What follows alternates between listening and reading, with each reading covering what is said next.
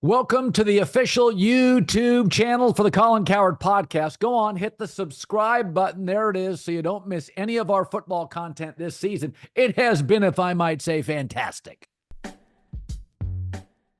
Okay, Green Bay beats Houston 24-22. And here's why this game is important. I feel like they played each other.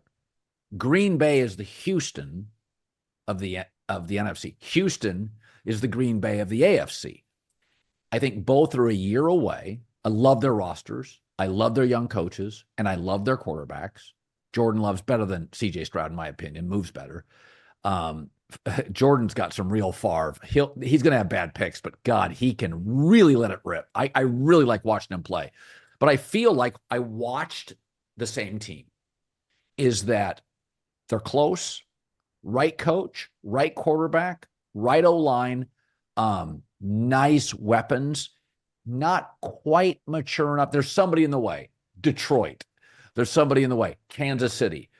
But there was an interesting moment in this game where late Houston, DeMeco Ryans settled for a field goal. And they didn't force Green Bay to burn timeouts. And I thought, well, DeMeco's a defensive coach. You got to bake that in. These guys aren't going to go for it.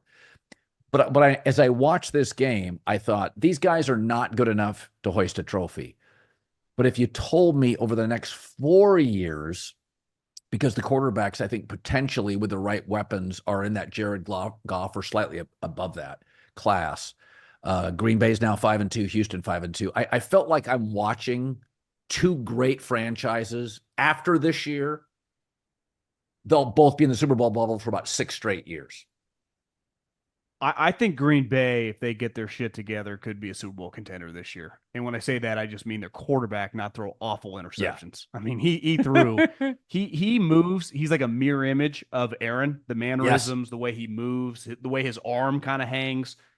But when the ball leaves his hands, it's like 2002 Brett Favre. It could be the most incredible touchdown you see of the day, or it could be a pick hitting the guy in stride where you go, is this guy going to go 70 yards the other way? I mean, today he threw 2 picks. One got returned, I think, to the 11-yard line.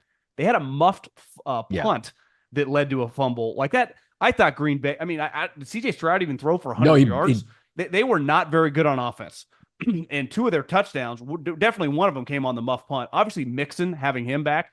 Nico Collins, it turns out, is like their Terrell Owens. You take him out of their offense, they kind of fall apart.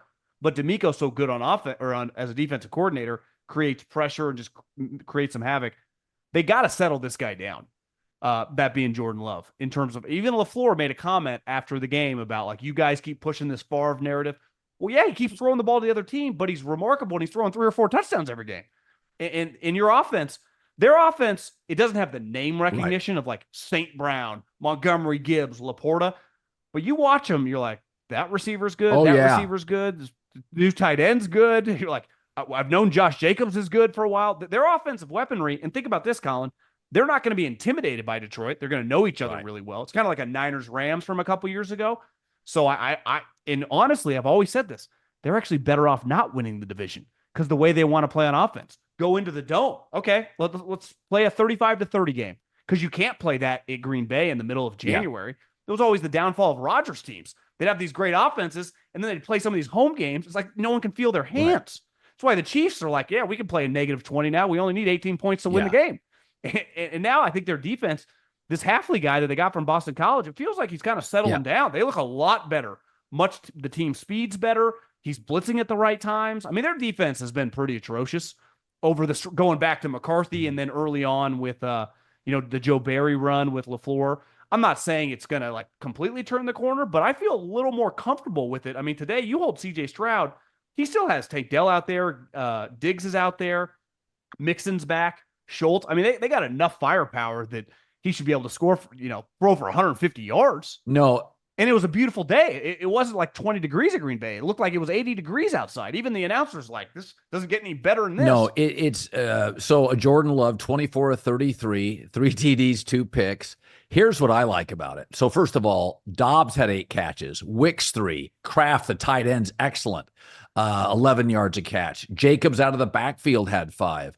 Reed's terrific player. Christian Watson. They And what's funny is none of these guys make a nickel. I mean, they're not paying any of these guys for like 4 years. Yeah, to me, his interceptions, they're bad. And there was a play late in the game when they ended up kicking the game-winning field goal. I think it was like less than 30 seconds left. He let it rip like 40 yards down the field. Now he overthrew the DB and the wide receiver, but it was like, what is going? Like, why are you making this throw? Which he's I'm not a Packer fan, but keeps you on the edge of your seat when you're watching them play. Remember, he threw a late pick in the Niner game, to end that game. That's the thing that makes me nervous. It's not like Goff can't do that, but right now he's not really throwing the ball in harm's way, where Jordan Love is throwing the ball in harm's way. Well, I mean, to your point, the Texans on the road averaged 3.4 yards a play, terrible on third down. Were allowed.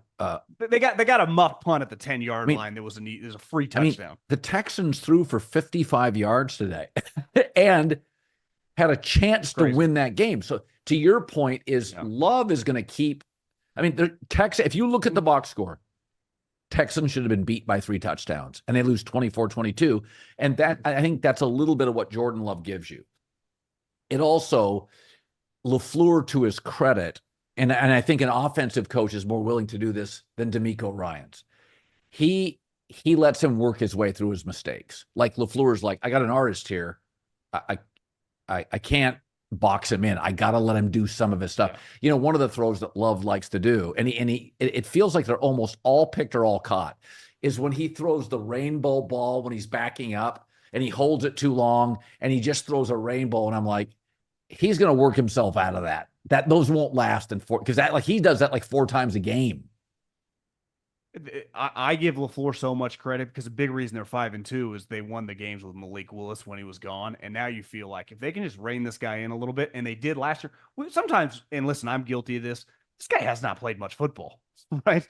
I mean, you look at CJ Stroud has been playing for 2 years. Ohio State comes right to the NFL. Like he's been starting every year for 5 straight years, going back to high school.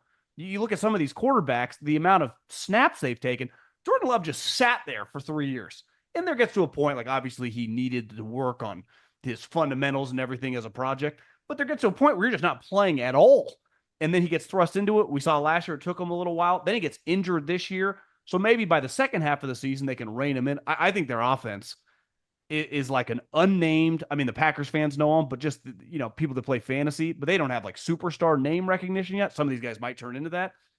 By the end of the year, they might just be the same as the Lions, just in terms of their firepower. And it's actually kind of different because of his deep ball ability. I mean, that guy at any moment can fling it 50, absolutely. 60 yards. Listen, you think they're ready to win a Super Bowl? I think they're a year away. I really do think it. I'm not saying they're ready. I just think if they come in, they do have the pieces if their defense is good and he plays well. Because if he's playing well, they could beat any team. Do you agree with that? Absolutely. No, I mean, I think they're the best team that I don't think will win the Super Bowl, because I think I would take them over Minnesota. I don't know if I would. Listen, right now the thing is, both those two teams will have to play on the road, probably, right? Minnesota, Green Bay. If they don't win, if Detroit wins the division, you're talking. To your point, Green Bay on the road, if they get a domed environment, it's perfect.